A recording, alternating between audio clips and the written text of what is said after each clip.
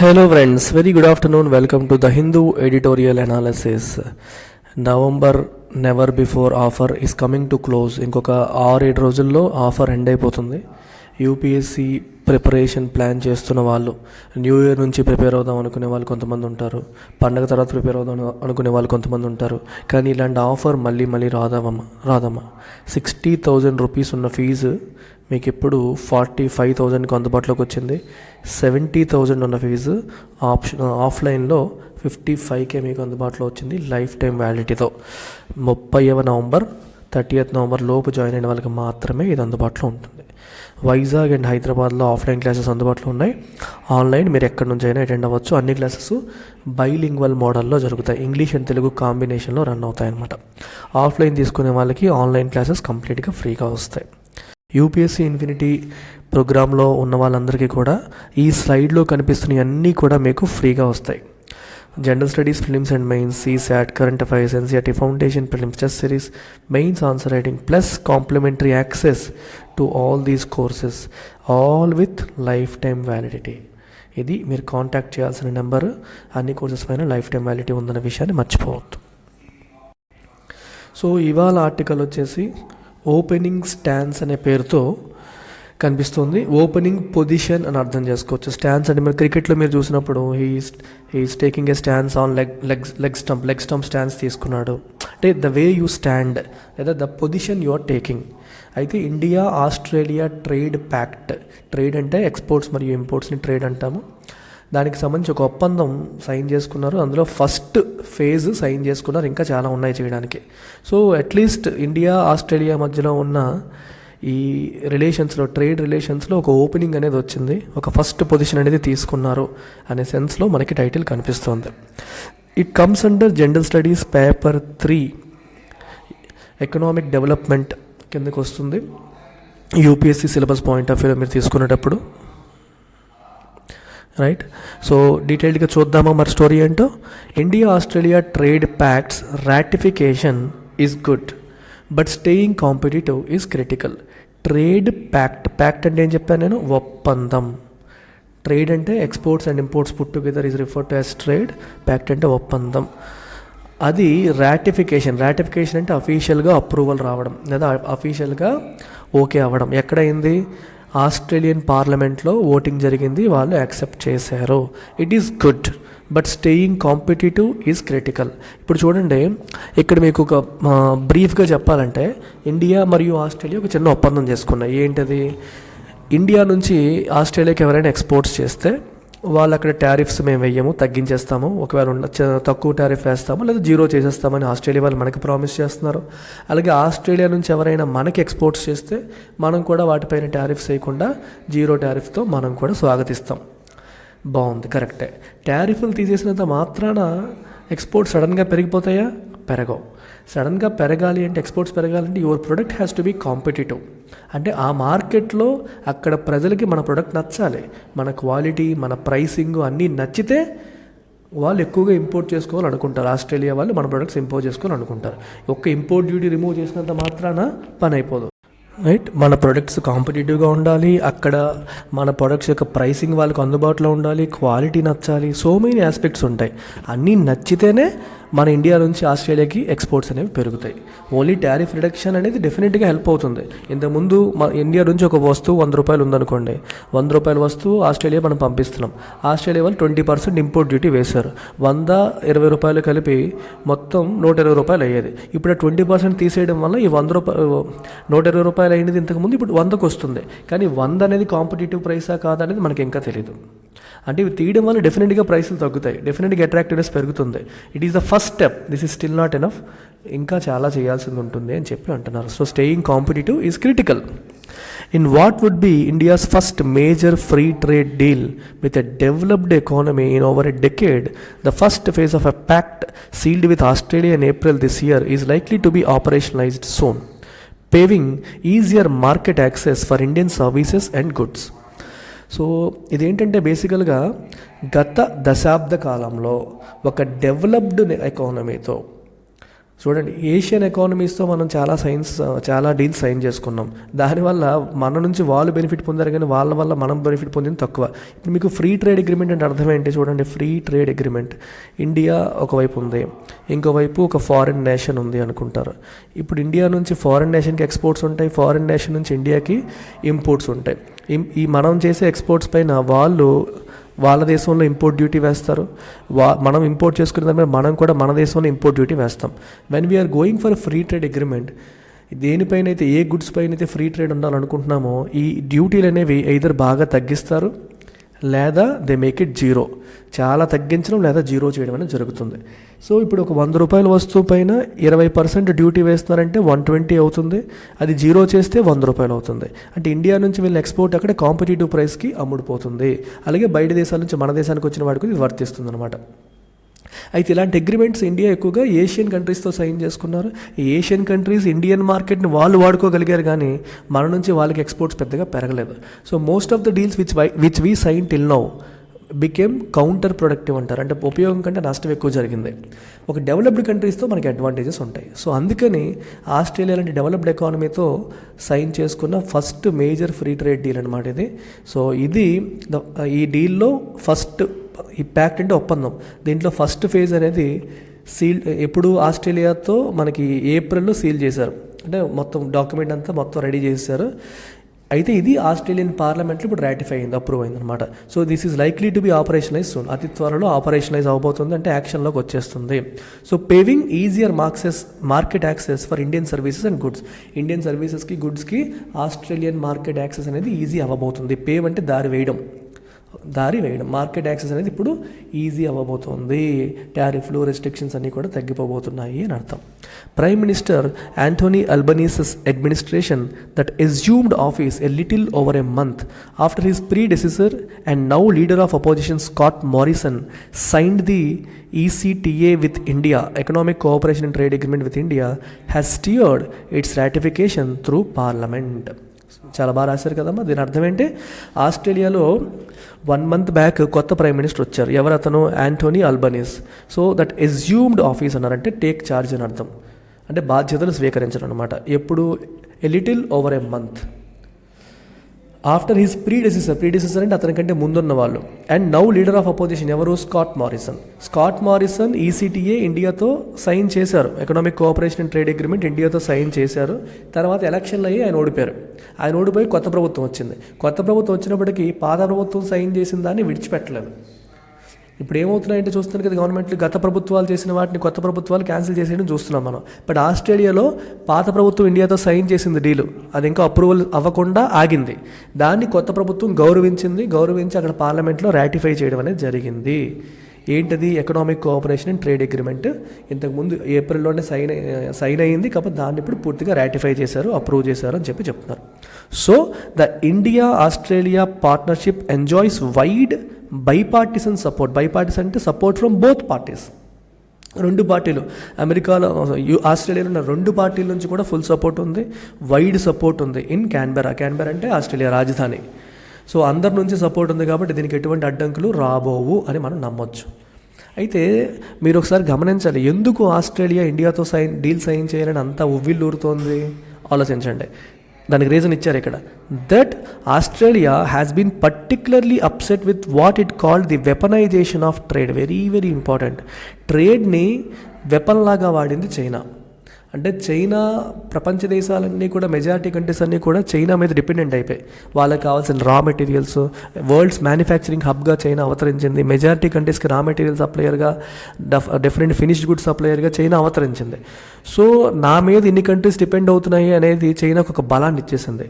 ఏదైనా enemy country చైనాకి ఎవరైనా నచ్చకపోయినా, ప్రాబ్లమ్స్ బాగాలేకపోయినా ట్రేడ్ని వెపన్గా వాడడం అనేది చేస్తుంది. అప్పుడప్పుడు టారిఫ్లు పెంచడం కావచ్చు, మేము ఎక్స్పోర్ట్స్ చేయమని చెప్పడం కావచ్చు, సప్లై చైన్ డిస్రప్ట్ చేయడం కావచ్చు, ఇట్లాంటివి చేస్తుంది. వెపనైజేషన్ ఆఫ్ ట్రేడ్ అంటే ట్రేడ్ని వెపన్గా వాడడం. అర్థమైందా? వ్యాపారాన్నే ఒక ఆయుధంగా వాడడం.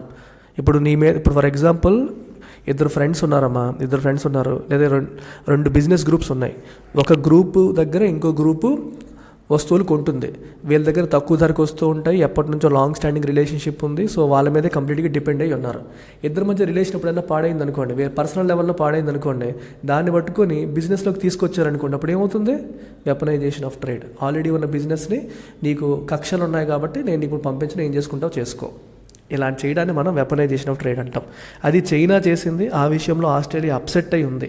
సో అలా అప్సెట్ అయి ఉండడం ఏదైతే ఉందో, ఇక్కడ చూడండి దట్ అన్నారు, అలా అప్సెట్ అయి ఉండడం ఏదైతే ఉందో అది has surely helped galvanise sentiment about India being a more trustworthy partner. India అయితే more trustworthy partner, China నమ్మలేమని చెప్పి అక్కడ సెంటిమెంట్ ఇండియాకి పాజిటివ్గా గాల్వనైజ్ అవ్వడానికి, ప్రేరేపితం అవ్వడానికి, గాల్వనైజ్ అవ్వడం అంటే ప్రేరేపితం అవ్వడానికి అది హెల్ప్ అయింది. అంటే చైనా పట్ల ఉన్న నెగిటివిటీ ఇండియా పట్ల పాజిటివిటీకి దోహదపడింది అని చెప్పి చెప్తున్నారు అక్కడ. While the two countries are already part of recently formed global clique అంటే గ్రూప్ ఆర్ గ్రూపింగ్ అంటాం, such as the 4-nation Quad, the trilateral supply chain resilience initiative and the Indo Pacific economic forum. Australia and India అనేవి already ఒక 3 ఇనిషియేటివ్స్లో భాగంగా కలిసి ఉన్నాయి.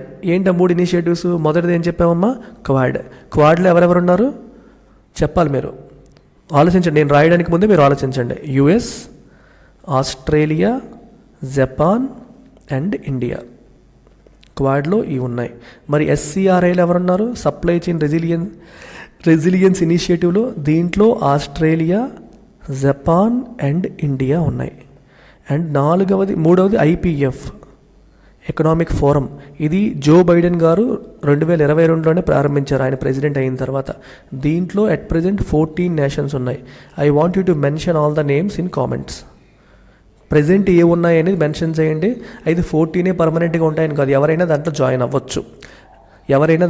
అవ్వచ్చు. దానికి ఒక అప్పర్ లిమిట్ ఏమీ లేదు. ఇంకా ఎవరైనా జాయిన్ అవ్వాలన్నా జాయిన్ అవ్వచ్చు. ప్రస్తుతానికైతే ఏ దేశాలు అందులో మెంబర్స్గా ఉన్నాయని మీరు కామెంట్ సెక్షన్లో మెన్షన్ చేయండి.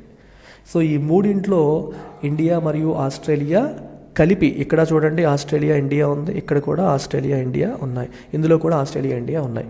ఈ 3 గ్రూపింగ్స్లో ఈ 2 పార్ట్నర్స్గా ఉండడం అనేది మనం చూస్తున్నాం already. The bilateral trade deal is a strong positive signal about India's credentials to a world shuffling its feet away from dodgy supply chains towards a China +1 strategy. Very, very good important statement. The bilateral trade, bilateral అంటే ద్వైపాక్షిక, అంటే 2 దేశాలు involve అయ్యేదాన్ని bilateral అంటాం. Trade deal, ఈ వ్యాపార deal ఏదైతే ఉందో ఇది స్ట్రాంగ్ పాజిటివ్ సిగ్నల్. ఇది ఒక strong positive signal about what? About India's credentials. దేని గురించి? To a world shuffling its feet away from dodgy supply chains towards a China +1 strategy. China +1 strategy అంటే అర్థం ఏంటంటే, ప్రపంచ దేశాలన్నీ కూడా కోవిడ్-19 తదనంతర పరిణామాల్లో ఒక చిన్న ప్రాబ్లం ఫేస్ చేసాయి కోవిడ్-19 టైంలో. తర్వాత ఏంటది?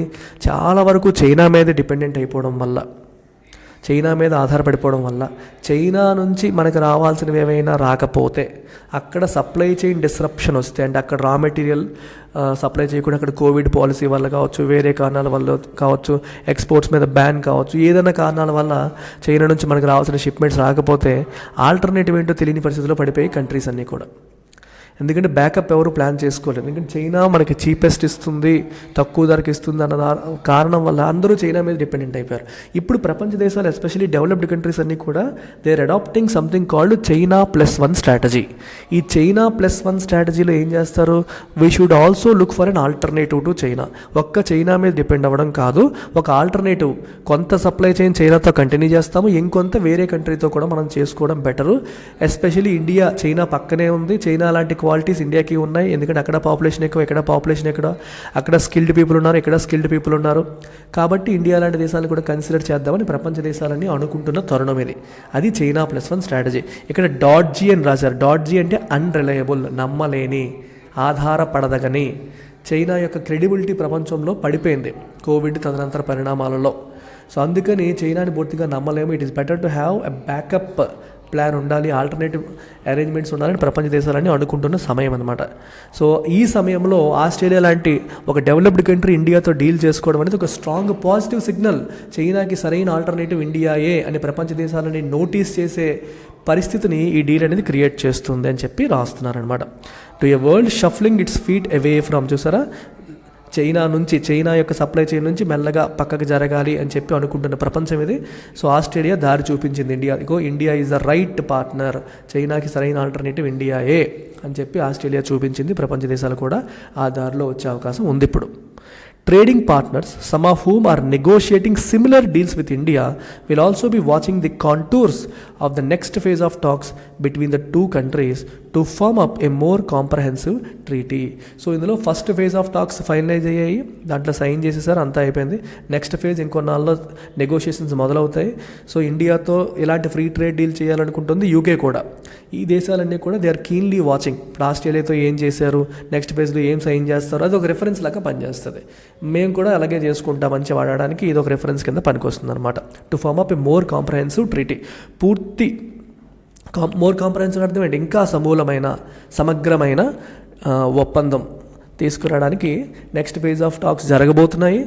కాంటూర్స్ అంటే బౌండరీస్, అంటే ఎంతవరకు వెళ్తారు, ఇంకా ఏ అంశాలు ఇందులో ఇంక్లూడ్ చేస్తారు అనేది ప్రపంచ దేశాలన్నీ కూడా they will also be watching, వారన్నీ కూడా చూడబోతున్నాయి అని అర్థం.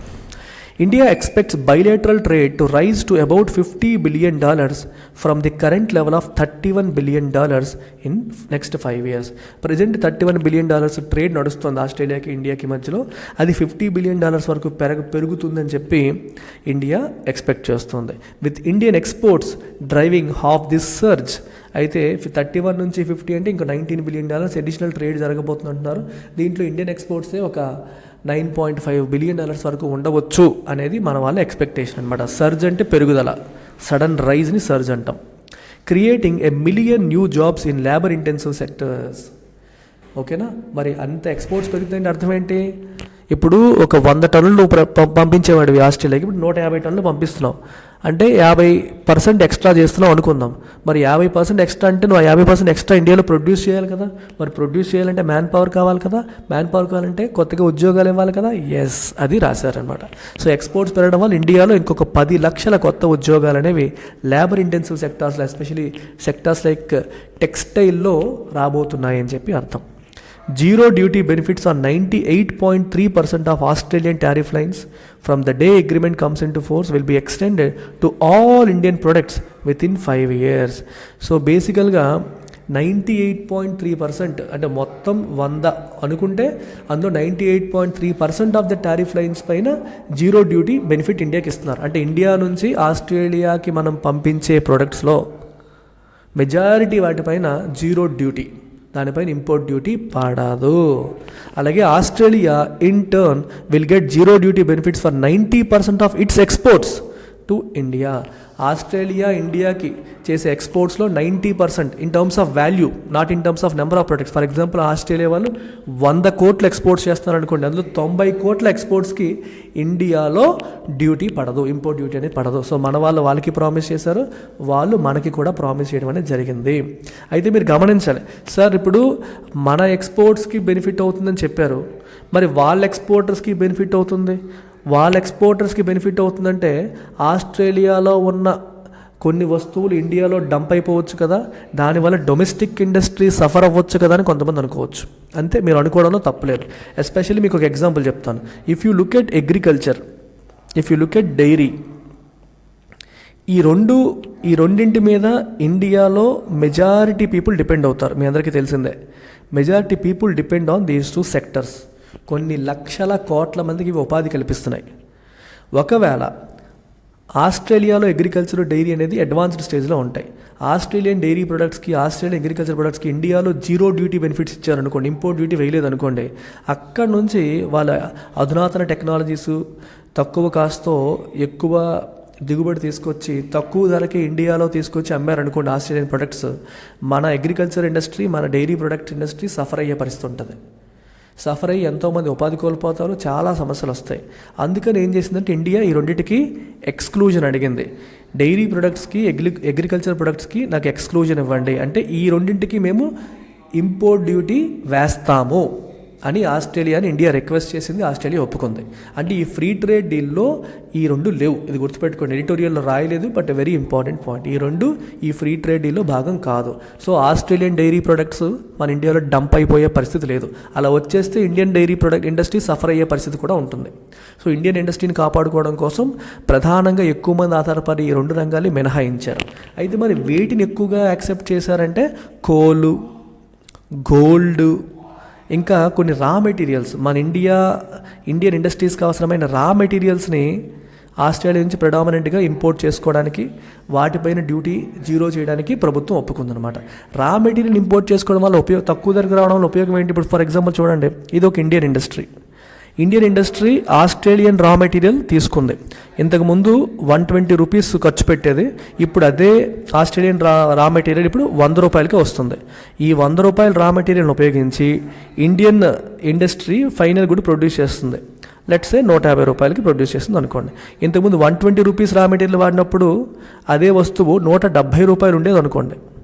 ఇప్పుడు అది 150కి తగ్గింది, ఎందుకంటే రా మెటీరియల్ కాస్ట్ తగ్గింది కాబట్టి ఫినిష్డ్ గుడ్ కాస్ట్ కూడా తగ్గింది. మరి ఒక వస్తువు యొక్క తయారీ ఖర్చు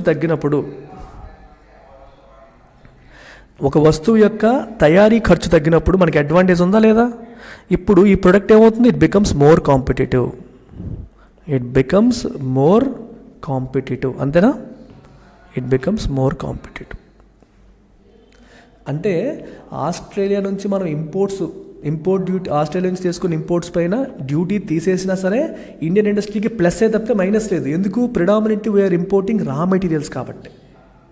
రా మెటీరియల్ కాస్ట్ తగ్గుతుంది, డైరెక్ట్గా మన కన్జ్యూమర్కి వెళ్ళదు, ఇండస్ట్రీకి వెళ్తుంది. ఇండస్ట్రీ తక్కువ ధరకు తెచ్చుకుంటుంది, తక్కువ ధరకు ఫినిష్ కూడా ఇస్తుంది, ఇంకా తక్కువ ధరకి మన ప్రజలకు అమ్ముతుంది. సో ఓవరాల్గా బెనిఫిటే ఉంటుంది అని అర్థం అనమాట. అటు ఎక్స్పోర్ట్స్కి బెనిఫిట్ అవుతుంది, ఇంపోర్ట్స్కి బెనిఫిట్ అవుతుంది. చూడండి ఇక్కడ, with raw materials such as coal, metals, wool dominating its shipments, that means cheaper inputs for Indian ఫర్మ్స్కి తక్కువ ధరతో ఇన్పుట్స్ లభిస్తాయి. Annual visa quotas for Indian chefs and yoga trainers and a post study work visa regime for Indian students will bolster ties, as would the approval of a double taxation avoidance agreement by Australia, which is expected to save millions of dollars a year for Indian IT firms. చూడండి ఎన్ని రాశారు ఇక్కడ. India నుంచి అక్కడికి వెళ్తున్న chefs, yoga ట్రైనర్స్కి visa Kotas ఇవ్వాలని చెప్పి అడిగారు, అది ఇస్తున్నారు. అలాగే స్టూడెంట్స్ ఉంటారు కదండి, స్టూడెంట్స్కి పోస్ట్ స్టడీ వర్క్ వీసా, చదువు అయిపోయిన తర్వాత కొన్నాళ్ళు అక్కడే ఉండి పని చేసుకోవడానికి కూడా వీసా ఎక్స్టెన్షన్ సిస్టమ్ కూడా ఇండియన్ స్టూడెంట్స్కి ఇవ్వడం జరుగుతుంది. ఈ రెండు ఏం చేస్తాయి? దే విల్ బోల్స్టర్ అంటే స్ట్రెంగ్త్ అండ్ టైస్ అంటే సంబంధాలు, రెండు దేశాల మధ్య సంబంధాలని మెరుగుపరుస్తాయి. As would the approval of a double taxation avoidance agreement, DTAA, very very important concept ఇది. డబుల్ టాక్సేషన్ అవాయిడెన్స్ అగ్రిమెంట్ అంటే మీకు ఒక ఎగ్జాంపుల్ చెప్తాను. Let's take Infosys for example. Infosys అనేది it's an Indian company. Infosys ఆస్ట్రేలియాలో కూడా బ్రాంచ్ ఉంటుంది. ఆస్ట్రేలియాలో కూడా ఇట్ ఎర్న్స్ మనీ, మీకు రూపీస్లో రాస్తారు మీకు అలవాటు అవ్వడం కోసం. ఆస్ట్రేలియాలో ఇన్ఫోసిస్ బ్రాంచ్ డబ్బులు సంపాదించింది అనుకోండి. ఇప్పుడు ఈ మనీ పైన అటు ఆస్ట్రేలియా వాళ్ళు ట్యాక్స్లు వేసేసి ఇటు ఇండియా వాళ్ళు ట్యాక్స్లు వేసారు అనుకోండి, దాన్ని డబుల్ ట్యాక్సేషన్ అంటాం. ఆస్ట్రేలియా వాళ్ళంటే నువ్వు నా దేశంలో సంపాదించావు కాబట్టి నేను ట్యాక్స్ చేస్తానని ఆస్ట్రేలియా వాడేసి, నువ్వు నా దేశానికి చెందిన కంపెనీవి నీ గ్లోబల్ ఇన్కమ్ మొత్తం మీద నాకు ట్యాక్స్ వేసే అధికారం ఉంటుందని ఇండియా కూడా వేసింది అనుకోండి, దాన్ని డబుల్ ట్యాక్సేషన్ అంటాం. So double taxation avoidance agreement అంటే అర్థం ఏంటి? ఫర్ ఎగ్జాంపుల్ ఆస్ట్రేలియా వాడు ట్యాక్స్ వేసాడు అనుకోండి, ఆ మేరకు ఇండియాలో మినహాయింపు ఇచ్చేయడం, లేకపోతే ఆస్ట్రేలియా వేస్తే నేను వేయకపోవడం, ఇలా ఏదో ఒక అరేంజ్మెంట్ చేసుకుంటారు. అంటే ఒకే ఇన్కమ్కి రెండు చోట్ల ట్యాక్స్ పడకుండా they will come out with an agreement, ఒక అరేంజ్మెంట్ తీసుకొస్తారు. దాన్ని డబుల్ ట్యాక్సేషన్ అవాయిడెన్స్ అగ్రిమెంట్ అని చెప్పి అంటారు. అది కూడా ఇప్పుడు సైన్ చేయబోతున్నారు. దీనివల్ల it is expected to save millions of dollars year for Indian IT firms. Indian IT కంపెనీలకి కొన్ని మిలియన్స్ ఆఫ్ డాలర్స్ అనేవి మిగలబోతున్నాయి ఈ DTAA సైన్ చేయడం వల్ల. ఇప్పటి వరకు రెండు కట్టేస్తున్నారు, అక్కడ ఆస్ట్రేలియాలో ట్యాక్స్లు కడుతున్నారు, ఇండియాకి ట్యాక్స్ కడుతున్నారు అనమాట. ఇప్పుడు ఆ పరిస్థితి అవాయిడ్ అవుతుంది అని చెప్పి చెప్తున్నారు. As India pushes to close deals with the UK, the EU, the Canada, wine import clauses with Australia that envisage an industry level partnership. Wines మనం ఎక్కువగా ఇంపోర్ట్ చేస్తూ ఉంటాము, దాని మీద కూడా ఇంతకుముందు 150% టారిఫ్ ఉండేది, ఇప్పుడు 100%కి తగ్గిస్తున్నారు. చాలా ఎక్కువ టారిఫ్లు ఉంటాయి వైన్స్ పైన, ఆ టారిఫ్లు కూడా తగ్గిస్తున్నారు. ఇండస్ట్రీ లెవెల్లో పార్ట్నర్షిప్ ఏదో చేసుకుంటున్నారు అన్నమాట, అక్కడ ఇండస్ట్రీ మన ఇండస్ట్రీకి. సో కొన్ని క్లాజెస్ మెన్షన్ చేశారు. ఇవన్నీ కూడా ఏమవుతాయంటే రేపు పొద్దున్న యూకేతో, ఈయూతో, కెనడాతో డీల్ చేసినప్పుడు ఇవన్నీ ఉపయోగపడతాయి. They could also serve as a template for other spirits. Australian wines మీద మనం ఏవైతే క్లాజెస్ పెట్టుకున్నామో, రూల్స్ రెగ్యులేషన్స్ పెట్టుకున్నామో, వేరే వాళ్ళతో మనం చేసుకునేటప్పుడు కూడా ఈ క్లాజెస్ని మనం ఉపయోగించవచ్చు, టెంప్లెట్ లాగా వాడవచ్చు. It is critical to remember the trade deals open new doors. Trade deals వల్ల డోర్లు ఓపెన్ అవుతాయి, but do not automatically mean higher exports. ఇందాక మీకు స్టార్టింగ్లో చెప్పాను, ఇలా డీల్ చేశారన్నంత మాత్రాన ఎక్స్పోర్ట్స్ సడన్గా పెరిగిపోతాయని ఎక్స్పెక్ట్ చేయకూడదు. Or better trade balances improve అయిపోతాయని ఇమీడియట్గా అనుకోకూడదు. ట్రేడ్ బ్యాలెన్స్ అంటే అర్థం ఏంటి? ప్రతి దేశానికి కూడా ఎక్స్పోర్ట్స్ ఉంటాయి, ఇంపోర్ట్స్ ఉంటాయి కదమ్మా. సో ఇంపోర్ట్స్ని ఇప్పుడు there is a statement called BOP, balance of payment statement అంటారు. బ్యాలెన్స్ ఆఫ్ పేమెంట్ స్టేట్మెంట్లో ఏం చేస్తారంటే ఒక దేశము ఎక్స్టర్నల్ వరల్డ్తో చేసే ప్రతి ట్రాన్సాక్షన్ ఇందులో మెన్షన్ చేస్తారు. అంటే నాన్ రెసిడెంట్స్, ఇండియాలో ఉండని వాళ్ళు, అది అమెరికా వాళ్ళు, ఆస్ట్రేలియా వాళ్ళు, ఎవరైనా సరే బయట దేశం, రెస్ట్ ఆఫ్ ది వరల్డ్ అనమాట, వాళ్ళతో చేసే ప్రతి ట్రాన్సాక్షన్ కూడా ఈ బ్యాలెన్స్ ఆఫ్ పేమెంట్ సిస్టంలో మెయింటైన్ చేస్తారు. ఎవరు మెయింటైన్ చేస్తారు? ఇండియా తరపున RBI చేస్తుంది. ప్రతి దేశానికి వాళ్ళ సెంట్రల్ బ్యాంక్ మెయింటైన్ చేస్తుంది అనమాట. So BOP is nothing but a systematic record of all transactions that happen between Indians with the rest of the world అని అర్థం. విత్ ఇన్ ఇండియా జరిగే ట్రాన్సాక్షన్స్ ఇందులో మెన్షన్ చేయరు. ఇండియాకి బయట దేశాలకి జరిగే ట్రాన్సాక్షన్స్ మాత్రమే మెన్షన్ చేస్తారు. ఇండియన్స్కి బయట దేశాలకి జరిగే వాటిని మాత్రమే మెన్షన్ చేస్తారు. సో ఇండియా నుంచి ఎవరైనా ఎక్స్పోర్ట్ చేశారనుకోండి, వస్తువు ఎక్స్పోర్ట్ చేస్తే మనీ లోపలికి వస్తుంది కదా. You're exporting something, you get money, that money comes to India. So exports అన్నిటిని పాజిటివ్ కింద రాస్తారు. When you're importing something, goods అనేవి లోపలికి వస్తున్నాయి, which means the money is flowing out. నువ్వు మనీ పే చేస్తేనే గుడ్స్ వస్తాయి. సో ఇంపోర్ట్స్ని నెగిటివ్ కింద రాస్తారు ఈ రికార్డ్లో. సో ఎక్స్పోర్ట్స్, ఇంపోర్ట్స్ కలిపితే మనం ట్రేడ్ అంటాం. ఎస్పెషల్లీ మర్చెండైజ్, గుడ్స్, వస్తువుల యొక్క ఎక్స్పోర్ట్స్ మరియు ఇంపోర్ట్స్ కలిపితే యూ కాల్ ఇట్ ట్రేడ్ అనమాట. When exports are more than imports, trade balance positive అవుతుంది, లేదా ట్రేడ్ సర్ప్లస్ అంటాం. When imports are more than exports, trade balance అనేది నెగిటివ్ అవుతుంది, దాన్ని డెఫిసిట్ అని అంటాం. We call it deficit or negative, positive లేదా సర్ప్లస్. ఇది కదా. సో ఇక్కడ ఏమంటున్నారంటే సడన్గా ఆటోమేటిక్గా హయ్యర్ ఎక్స్పోర్ట్స్ వచ్చేవు, ట్రేడ్ బ్యాలెన్స్లు బెటర్ అయిపోవు. As India's past pacts with ASEAN and Japan have shown. జపాన్తో మనం సైన్ చేసాం, ASEANతో సైన్ చేసాం, అయినప్పటికీ మన ట్రేడ్ బ్యాలెన్స్ ఏమీ ఇంప్రూవ్ అవ్వలేదు. There is no shortcut or alternative to fixing India's overall global competitiveness. నీ ఎక్స్పోర్ట్స్ పెరగాలంటే వరల్డ్ వైడ్ ప్రపంచంలో ఎక్కడ చూసినా సరే ఇండియన్ ప్రొడక్ట్స్ కాంపిటేటివ్గా ఉండాలి. కాంపిటేటివ్గా ఉండాలంటే అర్థం ఏంటమ్మా? ఇప్పుడు LTX క్లాసెస్ ఉంది, UPSCకి చాలామంది స్టూడెంట్స్ వస్తున్నారు. నేను కాంపిటేటివ్గా ఉండాలంటే ఏంటి? ఒక్క ఫీజు తగ్గించేస్తే సరిపోతుందా? క్వాలిటీ ఇవ్వాలి, ఎఫోర్డబిలిటీ ఉండాలి. ఎవరితో కంపేర్ చేసినా వీళ్ళు తక్కువ కాదు అనే నమ్మకాన్ని కస్టమర్కి అందించాలి. దాన్ని కాంపిటేటివ్నెస్ అంటారు. అలాగే ఇండియన్ ప్రొడక్ట్ గ్లోబల్ లెవెల్లో ఈ చైనా వాడితో పోల్చినా, వేరే వాళ్ళతో పోల్చినా ఇండియా నుంచి వచ్చేది క్వాలిటీ ఉంటుంది, తక్కువ ధరకు వస్తుంది అనే నమ్మకాన్ని కలిగించినప్పుడు ఆ ప్రొడక్ట్ సేల్ అవుతుంది. ఒక్క ఫ్రీ ట్రేడ్ డీల్ సైన్ చేసినంత మాత్రాన సేల్ అయిపోదు, ఇవన్నీ కూడా ఉండాలి అని దీని అర్థం అనమాట. So this is the whole story of today's editorial, very very important from UPSC point of view.